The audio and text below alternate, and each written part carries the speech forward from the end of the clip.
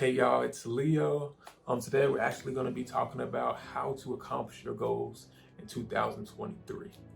Now, before we get started, I want to remind everybody that I will be doing monthly giveaways just because I want to be able to give back to the people, who support me and the people who are just, listening in to grow their self. We're all about self-development here. So let's go ahead and get right into it. Stay till the end to get a chance to hear more about the giveaways. So the reason I wanted to talk about this topic is because I want more people to hit their goals. I want more people to be successful. I want people to actually live the type of life they want to live and don't feel trapped to whatever situation or environment they may feel stuck in. We all can make a change. We all don't have to be bound to our environment or whatever situation we're in. I know we all have, advantages and disadvantages. We all are different. We're all in different situations, but we can all make it happen, step by step. We don't have to rush things. That's the biggest thing with me. Like, I used to always try to rush, but you can be self-sabotaging yourself if you're doing that. You want to be efficient and be patient and be consistent. That's the goal. You'll get where you want to be. Just got to be efficient, consistent, and patient. All right, now the first idea that I want to talk about when it comes to us just planning to actually, accomplish our goals in 2023 is reverse engineering. Now, make sure you are being intentional in planning, because if you're not planning, you're planning to fail. So let's make sure we're planning. Don't just be taking actions, and not really know what you're doing, because at the end of the day, you're not really aiming for the end result you're looking for. We're trying to be intentional. Now, let's get into reverse engineering. So the concept of reverse engineering is think where you want to be. How do you want to live your life? What type of lifestyle do you want? What type of career do you want? What type of, it can be health, it can be fitness. What do you want? After you think of what you want, the end goal, I want you to now think, what do I have to do to make this reality? Now, when I say, what do you have to do to make this reality? Let me give you an example. Let's say I want to make 100K, just to make it easy. So right here, I have 100K. So if your end goal is to make 100K, that's what you want. We're gonna break that down. Now, to make 100K in a year, we have to divide that by 12. So that shows we have to make $8,333.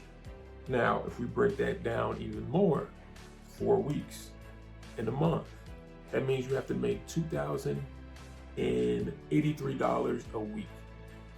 Now let's break that down by day. That means you have to make $297 a day.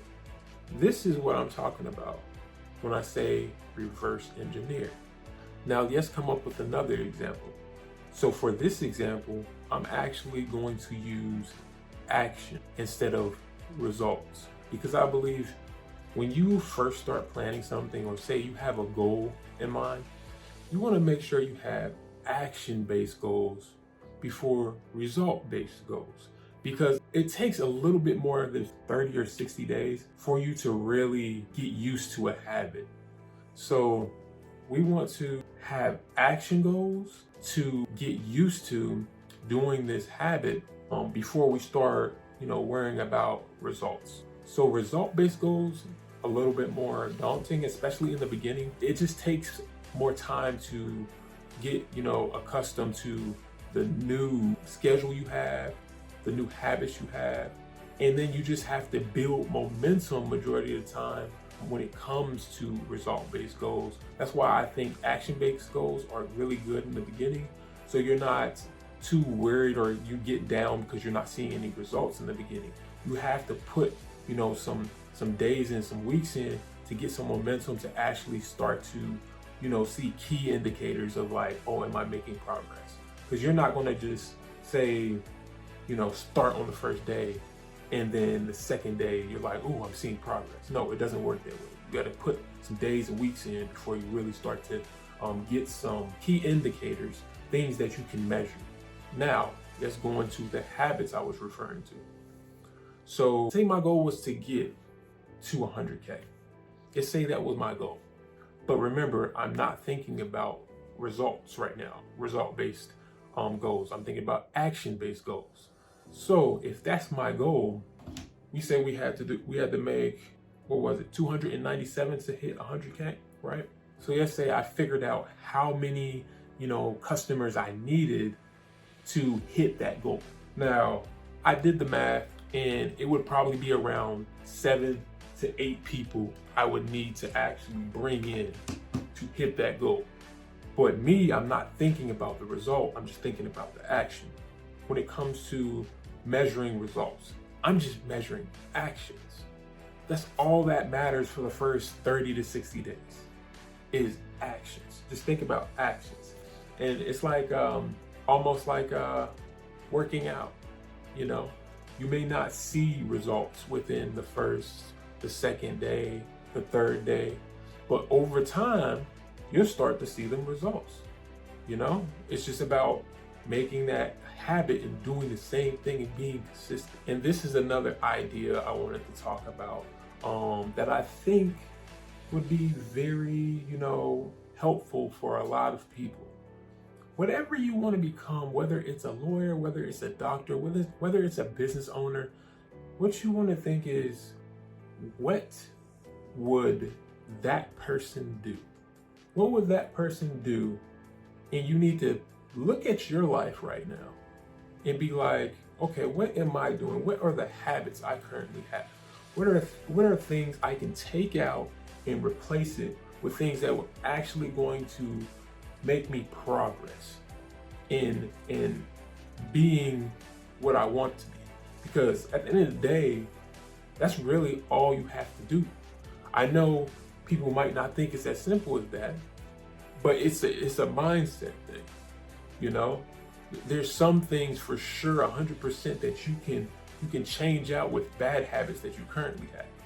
So at the end of the day, what I'm saying is just be what you have to be. Then you won't have to change because you are. I know that might be confusing, but just be what you have to be.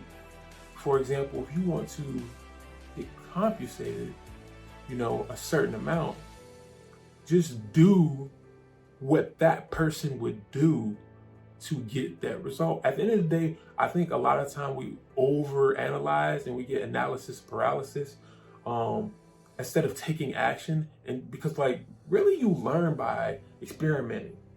Like a lot of people might like to call it, failing, but I like to call it experimenting at the end of the day, because man, don't let the school system brainwash you into thinking you have to be perfection. That is not how we learn. That is not how life is. So just be what you have to be.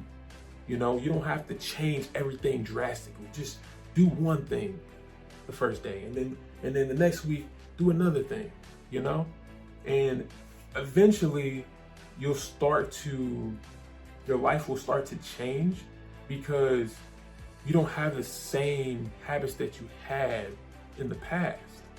Now you're doing what a six-figure earner would be doing. You're doing that amount of value. You're doing you're doing the necessary habits to get to that type of level. Like that's what I'm talking about. So just try your best to be what you have to be. Always think like, what would that business owner do when you make decisions? What would that business owner be doing today to improve himself, to be better tomorrow? What is he doing with his time? Think like that, so you can become the person that you want to be. Just be them. Step by step, you will get ahead. Now let's go into result-based goals.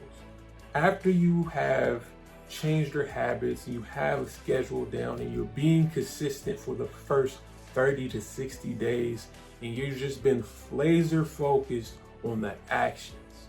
Now you have put in enough time to look at your key point indicators to measure if you're making progress. So what you're going to be doing is seeing, say if you were a business owner, for example, or say if you were just a worker, like say if you were just working your 9 to 5, how much money are you making? Are you getting closer to your goals? What could you do, to improve it? So if you're only making $100 a day and you want to get to, $200, now you can look and see, okay, what do I have to get from here to here? And after you get your key point indicators, what you want to do is start strategizing on what are things I can do in my life to make this go up. And it doesn't always have to be about income, because at the end of the day, money is just a resource. There's people out there that need it, and it can help your quality of life for sure. But it doesn't always have to be about money. Like if you have a bad mindset, yeah, you might not be able to look at key point indicators and measure it, but you can for sure, realize like how your mindset was back then and how it is now. If that's something that you're focused on, now you can start to measure result-based goals and take it to the next level. Because once you get the data, that's what makes it easy. Once you get the data, it's like a game now. Get the data, and now you know what you have to do. You know where your weak points are. You know what you need to improve upon. So with that being said, just remember, first you have to wait a little bit to get your data, to measure, your progress. And then after that, after you get that data, it's game over. Now you can literally analyze and figure out, okay, where am I lacking at? Where do I need to improve at to get to where you want? All right, so let's go ahead and get into this giveaway I was talking about. So I'm going to be having a monthly giveaway to my subscribers. What I'm going to do is I'm going to pick one person out of my subscribers. I'm going to reach out to you if you are selected, and I'm going to actually mention you in one of my videos so everybody can congratulate you, and everybody can see who won. I want to be able to give back to you guys for trying to improve yourselves, and I just want to let you guys know I appreciate it. See you next time.